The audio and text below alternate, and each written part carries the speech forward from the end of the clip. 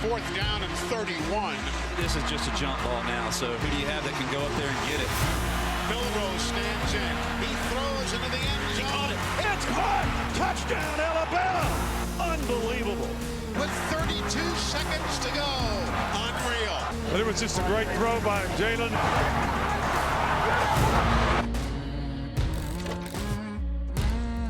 That was one of the more memorable moments from Nick Saban's final season at Alabama. Now it's a new era with Saban retiring after 17 seasons and 6 national titles with the Tide. Kalen DeBoer takes over.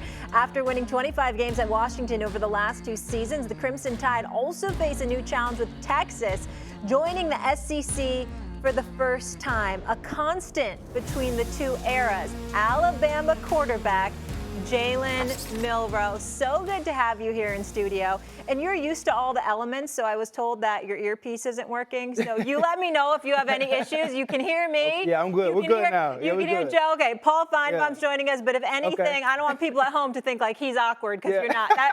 That's on us trying to figure it out. Good. All right, before we dive into the good stuff, welcome to New York City. And I heard you were at the Yankees game. Yes. I heard you had a good time. Tell us about it. So number one, this is my first time in New York. First time. First time. Wow, My first time welcome. What do here. you think? Big city, really big city. Could you ever see yourself living here? The Giants or Jets call, right? Yeah. It's different, right? Yeah, no, it's very different. It's been a great experience being here. And then my first stop was the Yankees Mets yesterday. Amazing. What a Subway great time. Series. Yeah, it was awesome. You know, of course, you know, seeing the big stadium, Yeah. how historic it is, and going down to pregame and be able to meet Jalen Brunson. He's the best. He's awesome. Such great, a good great guy. Yeah. Then to see them warm up, just to see them get in their stage where this, you know, mentally getting ready for the game, getting their hits off. And then I see Aaron Judge, and I had a jersey for him that had his last name on the back of the Alabama jersey with his number. And so I saw him walking across the to meet the fans like that, and I was able to, you know, get his attention. I gave him the jersey, and you know, I'm like, wow, man, this is a cool experience. Then boom, out of nowhere, he gave me his bat that he was hitting with, and it had his name on it, so it was pretty cool. So What did you think when you stood eye to eye with him? Were you expecting him to be that size? not at all. I wasn't expecting that at all. That's a big dude. Wait, what's also, speaking of big, what's also happening right here? Okay, we got to peek the sneaks. Yeah, we got to Yeah? put these on. Tell me, what's happening? Okay, so he gave me the bat, Okay. you know, to start it off, right? Yeah. And so I go back to talking to Jay Will, and we're having a conversation, and I turn my head, and he brings out the cleats. Wow. Signed cleats. Personalized, too. Personalized. All rise. Real clean. Yeah. What a first day Right? in New York City. pretty That's cool. for the That's pretty cool. ages. Yeah. Yeah, that's epic. Yep, it's awesome. Someone you're very familiar with, Paul Feinbaum. He's going to jump in here. Okay. Paul, hey. Jalen, great to see you. I talked about this with you one time, and I want you to share with the audience how one play, and we showed it a minute ago, the Gravedigger, the 4th and 31, has really almost defined your life. I doubt you've gone down the street anywhere in Alabama without being reminded of it. Can you take us through that moment? Because I still run into heartbroken Auburn fans every day that literally will never get over it. I would say it was an unbelievable experience, but I got to bring you back to the prep week of how intense the week is. I say that's one of the greatest rivalries in college football is Alabama and Auburn. And I'm from Texas, so I'm thinking the rivalry between Texas and OU is the greatest rivalry. I changed my mind. It's Alabama and Auburn, and it's just awesome to see the state of Alabama come together with this rivalry. And as far as the guys on the team, you know, you prep a different way, and you feel certain different, you know, when experiencing a rivalry game. But to speak about Gravedigger, that's the play called Gravedigger.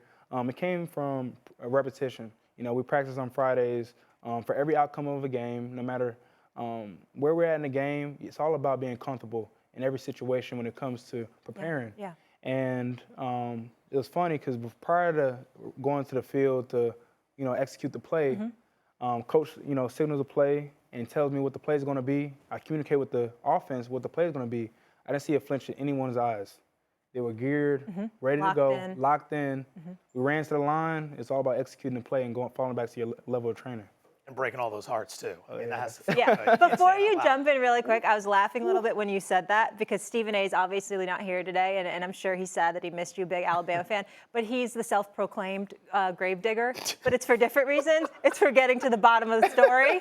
So it's just cracking me up hearing you say that. But Joe, you jump in here. You mentioned the rivalry, the Iron Bowl all-timer, kick six, legendary moments. Now that college football has moved to the 12-team playoff, things are going to look a little bit different, right? Everyone's going to fight for those 4 byes that the Power 4 conferences can earn.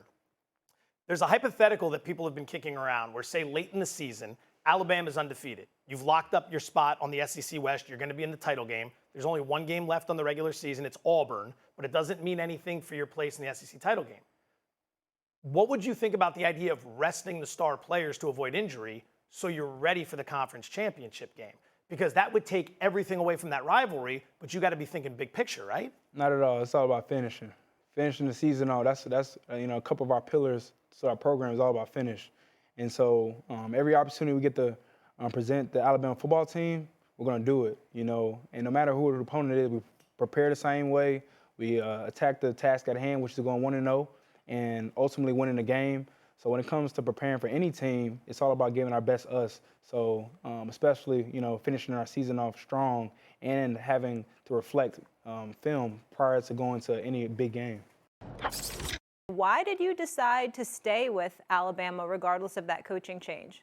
Number one, I didn't want to make an emotional decision. Everything that I do, everything is thought out, and also not leaning on my own understanding. Faith really came into the picture when it came to that situation. Also family. I separated my life into 3 pillars: faith, family, and football. And that was something that, impacted my decision. Number 1, faith. 2, family. Not leaning on my own understanding, just trying to get some advice throughout that process, because it was a hard decision. Yeah, I'm sure. Were you tempted?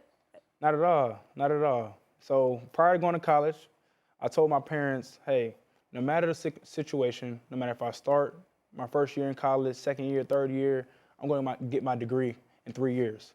And I was able to achieve that this past December. Hey, Congratulations. look at you. Thank you very 3 much. years. That ain't 3 easy. years. 3 years. I was able to achieve that. And at my graduation, I gave a speech to everybody. And I told them that, of course, I'm coming back, for the next season, staying in college. And I will get my master's degree this next December, despite any challenges. And so this is before Coach Saban retired. Yep. And I'm all about, staying committed to my goals. And my goal is to get my master's degree from the University of Alabama. And it's definitely a hard task, but with everything, it's all about goals, setting for yourself. And I just felt ultimately that Alabama is the place I need to be at, and nothing was going to, allow me to, move away from that. Good for you. Before Paul jumps in, what are you getting your master's in? Sports management. There we go. It all Yes. comes together, Paul.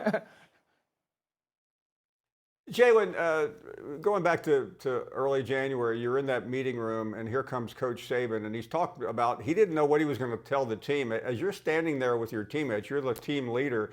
There's your coach announcing his retirement. What was that experience like, and how did you and your teammates cope with it?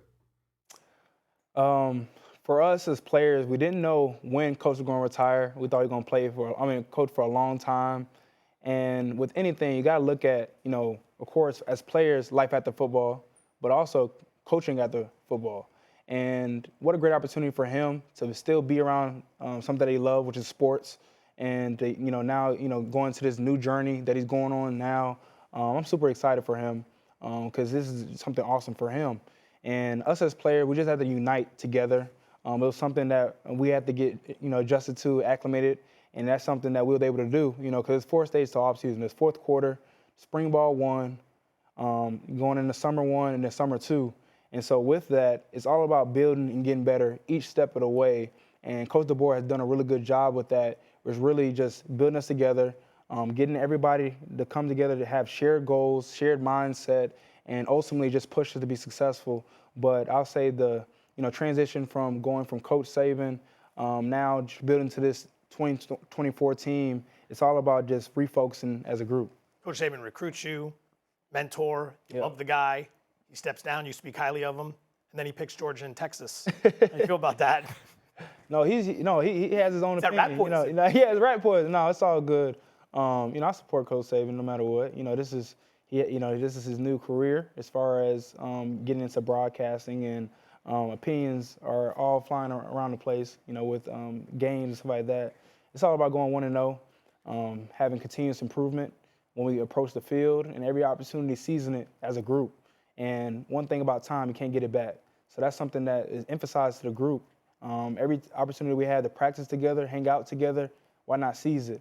And we've done a really good job with that through this offseason, with the leader stepping up and really just refocusing to what our goals are and just pushing and just climbing the ladder.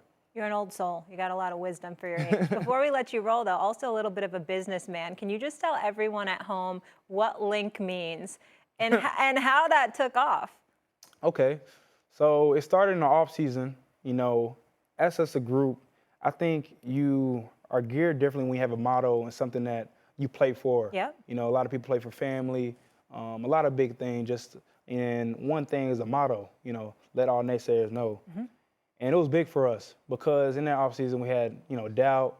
There's people that didn't believe in our group, our team. And it was all about looking within instead of looking externally to other factors that are going to impact our football team. And, despite our earlier challenges of our season last year, it was all about refocusing as a group and not letting any doubt come into the building, okay?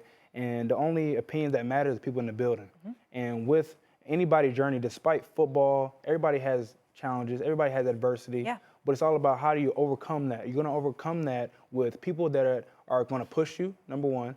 Number two, having people that care about you, love you, and you can have that at Alabama. And that's something that was special. And that comes from leading up top, always to the bottom. And so Coach Saban did a really good job, pushing us each and every day, be the best us. Despite any challenges, it's all about overcoming them and just, facing every challenge that comes along the process, because to being successful, bumps and bruises are going to come. All right. College football 2025 is out. Who's the best on the roster? Ooh, okay. That's a big debate now. Okay. I will say this. It's a lot of fun playing with Alabama. A lot of fun. Okay, fair enough. Jalen, really appreciate you being with us. I wish we had more time. This was a lot of fun, and I'm glad you're really enjoying yourself in New York, because I know you're going to be back in the thick of that heat real soon. Oh, yeah. Putting on those pads. Best of luck this upcoming season. Thank y'all much. I appreciate y'all. Thank y'all.